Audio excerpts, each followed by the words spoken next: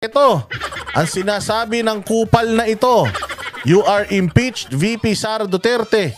Nakakabulok ang pagiging gahaman at sakim sa kapangyarihan at pera. Nakakabulok ang pang-aabuso ng pwesto at pandarahas sa mamamayan. Lahat ng kabulukan may hangganan. Consider this your due date. Ulul. Representative Perdi Sendenya, putangin na ka, hindi ko nga alam paano ka naging congressman, yung tanga-tanga mo. Dito tuwan-tuwa si Tubol. Putangin na yung mukha mo, kaya kinarma ka, kaya ganyan ang itsura mo. Kaya tabingi yung mukha mo. Yung mukha mo, yung nguso mo gustong ilagay ng Panginoon sa pisngi mo. Dahil puta yan ang karma mo at habang tumitingin ka sa mukha mo sa salamin, yung pangit na mukha mo, hindi na yan magbabago. Huwag kayong mag-alala, kayong mga puki ng ina nyong mga komunista kayo, mauubos din kayo. Konting panahon na lang. Konting panahon na lang, mauubos din ang lahi nyong mga demonyo kayo. May Diyos tayo mga bossing, kaya tandaan ninyo tong mukha na to. Akbayad Party List mga bossing. Huwag na nating palusutin ang mga punyetang ito.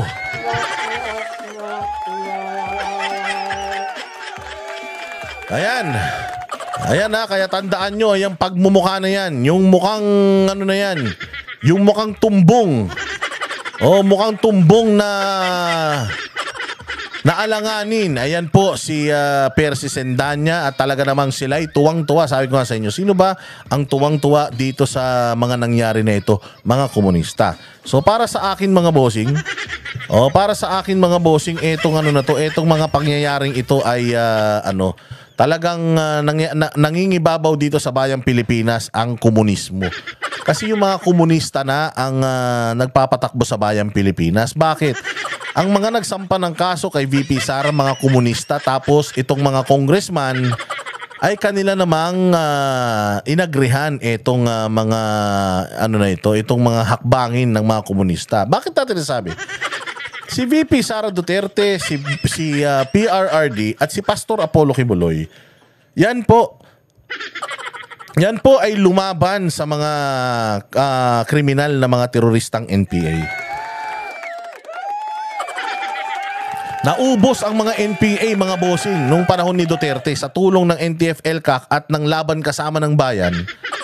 Pilipinas kong mahal ni Pastor Apollo Kibuloy. Gumastos si Pastor Apollo Kibuloy ng sandamukal para lang maubos itong mga animal na to at nagkatotoo.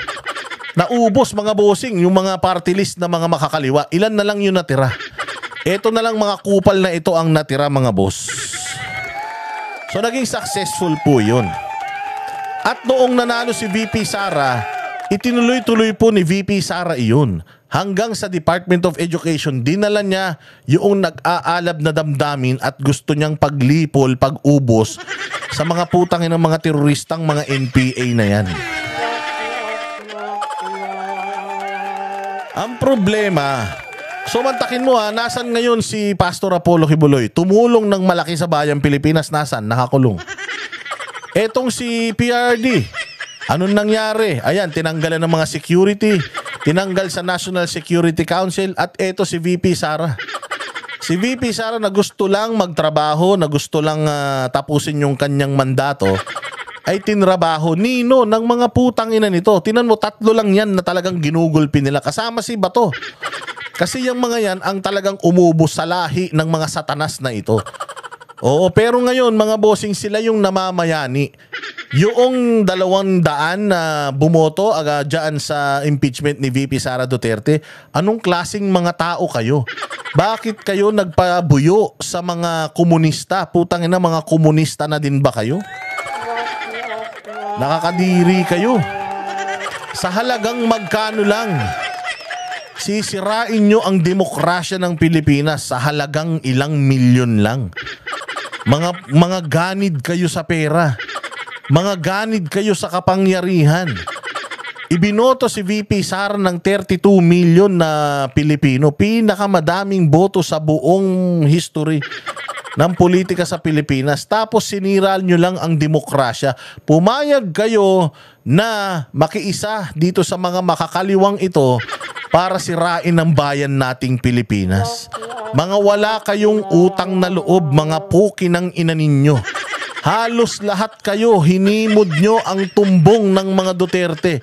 Noong panahon pa ng matandang Duterte, ni PRRD at panahon ni VP Sara, noong kailangan nyo yung boto, ang endorsement niya, tinaas-taas nyo pa yung mga kamay niya. Tinaas niya pa ang mga kamay nyo, putang ina ninyo, wala kayong mga utang na loob. Kaya dapat sa inyo masunog kayo lahat sa dami ng pera nyo na mga nakamkam dito sa bayang Pilipinas. Sana masunog lahat yan, kasama kayo. Magsipagsunog ang mga bahay ninyo. Yang mga perang kinulimbat ninyo ang maging rason kung bakit masunog ang mga bahay ninyo. Sana may mga kapitbahay kayo na mga akyat bahay, mga magnanakaw. Alam nilang maraming pera sa bahay ninyo, pasukin ang mga bahay ninyo at sana nakawang kayo, mga hayop kayo para maranasan nyo kung gaano kahirap ang ninanakawan. Mga buwisit kayo sa buhay. Napakahirap na ng bansang Pilipinas. Ang ibang mga bansa nagtatalo-talo na kung anong teknolohiya ang gagamitin nila. Gusto nga nila yung train nila hindi na sumasayad sa riles. Yung teknolohiya nila sobrang advanced na. Yung mga dating mga bayan na nasa ilalim lang natin ngayon ay angat na.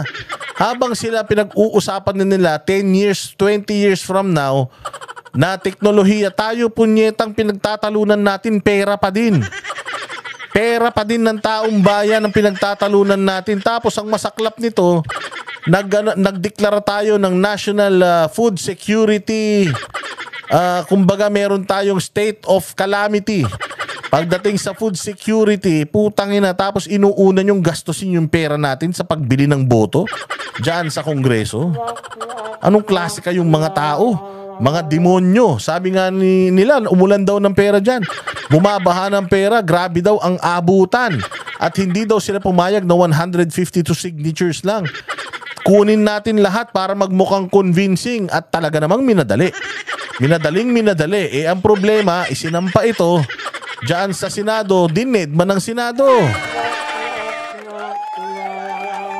Ginawang patibong ito sa Senado, mga bossing, at itong mga senador, delikado kayo. Delikado kayo kasi sisirain kayo netong mga hayop na mga komunistang ito. O ibinigay nila sa inyo yung bola para kung walang mangyari, kayo ang sisisihin kunyari ng mga tao. O tanggalin na natin yung mukha ng kumag na yan. O dito naman tayo sa articles of impeachment. Pero bago yan, may gusto lang akong reaksyonan. Ito ang statement ni Senator Bato de la Rosa. Wala daw siyang kinikilingan sa impeachment trial. Ay, nako Bato de la Rosa. Alam mo, sa totoo lang, sir, dalawa lang naman yan eh. It's either you're with us or you are against us. Nakita mo na kung gaano kayo tinatarantado, gago kayo hinahayop, gago kayo inaanimal. Tapos gumaganyan-ganyan ka pa.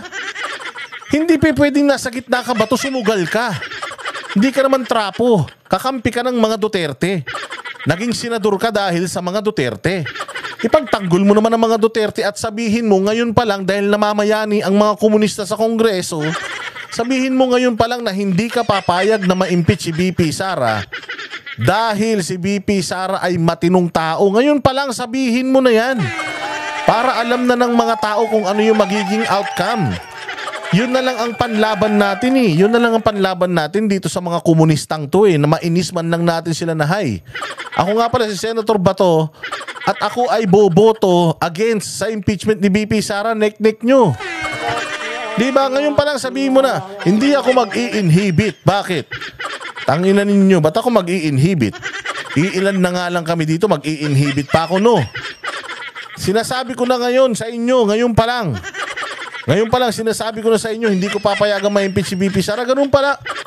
Bastusan na, Bato. Huwag ka nang huwag ka nang makisali sa politika. Ganyan ang ginawa mo sa KOJC.